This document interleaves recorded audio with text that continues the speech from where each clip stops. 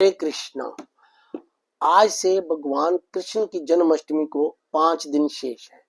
आज हम भगवान की बहुत प्रख्यात लीला जो पूतना वध का उसका उल्लेख करते हुए आगे बढ़ते हैं। जब कंस को पता चल गया कि भगवान कृष्ण का जन्म हो चुका है और वो गोकुल में नंद बाबा के घर में पल रहे हैं, तो उन्होंने अपनी एक राक्षसी को जिसका नाम पूतना था उनके वध के लिए गोकुल भेजा।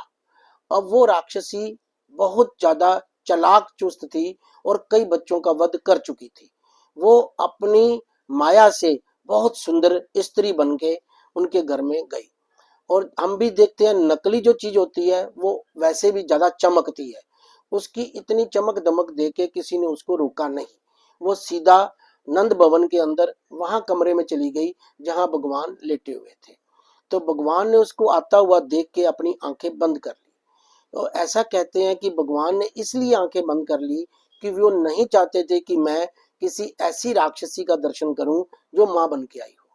तो पूतना ने अपने स्तनों पर विष लगाया हुआ था और उसने जैसे ही बालक को अपनी गोद में उठाया और वो विष देके मारना चाहती थी, पर कान्हा जी ने उसके विष के साथ साथ उसके प्राण भी चूस लिए। और जैसे ही वो नीचे गिरी तो इतनी आवाज आई, सब जो घर में गोपियां थी मैया थी वो अंदर दौड़े आए। तो उन्होंने देखा कि एक बहुत विशाल राक्षसी जिसका आकार 12 मील तक फैल गया था, उसकी छाती पर भगवान कृष्ण खेल रहे थे। तो उन्होंने जल्दी जल्दी भगवान कृष्ण को अपनी गोद में लिया मैया ने, और उसका जो गलत साया था वो दूर करने के लिए गोबर से उनका लेप किया, गोमूत्र से स्नान करवाया और गोधूली जो भगवान उनकी गाय की खुरों से निकलती है उसका छिड़काव किया।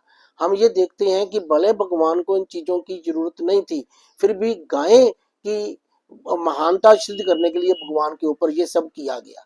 और इस प्रकार ये भगवान ने पूतना का वध कर दिया, परंतु उसको मां की सदगति थी क्योंकि वो मां का रूप धारण करके आई थी।